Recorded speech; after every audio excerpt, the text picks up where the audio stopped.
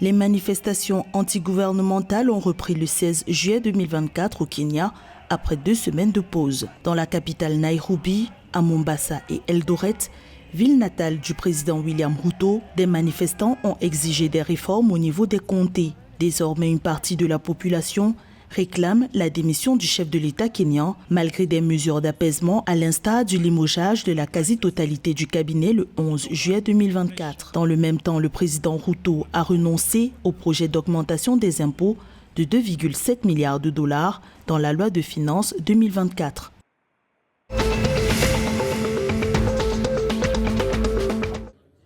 Le gouvernement du Soudan du Sud, l'opposition et d'autres parties prenantes de l'initiative Tumaini ont paraphé 8 protocoles d'accord le 15 juillet 2024. Cette avancée est présentée comme une étape clé dans les pourparlers de paix de Nairobi, ouverts le 9 mai 2024. Le document présente un préambule, une déclaration d'intention, un protocole sur l'accès à l'aide humanitaire, sur un cessez-le-feu permanent et des réformes en matière de sécurité notamment. Les parties aux négociations ont convenu d'une structure de gouvernance inclusive entre le gouvernement, les groupes d'opposition et des groupes rebelles.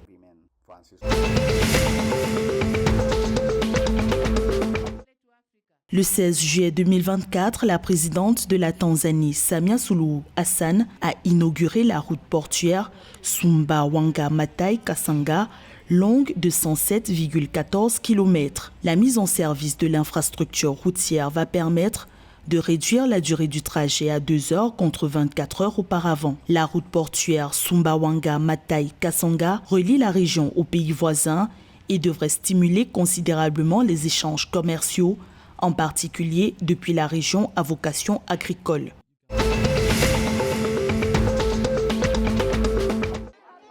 Plus de 2,5 millions de personnes déplacées internes en Éthiopie sont retournées dans leur village, selon des données officielles. D'après le Haut Commissariat des Nations Unies pour les réfugiés, près de 4,4 millions d'Éthiopiens restent déplacés à l'intérieur du pays. 65% de ces déplacements ont été causés par la guerre et les conflits, tandis que la sécheresse en est responsable pour 18%. La région Somalie accueille actuellement le plus grand nombre de personnes déplacées internes, soit plus de 1,3 million de personnes.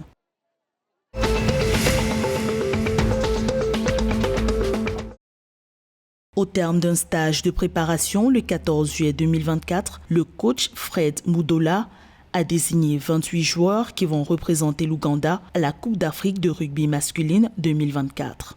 Décrite par l'encadrement technique comme l'équipe des Ruby Cranes la mieux préparée depuis longtemps, elle se compose de nouvelles recrues, d'internationaux et de vétérans. Le demi-ouvreur Yvan Magomou conserve son rôle de capitaine de l'effectif. 6 joueurs seront en réserve pendant le tournoi pour couvrir les éventuelles blessures et les abandons.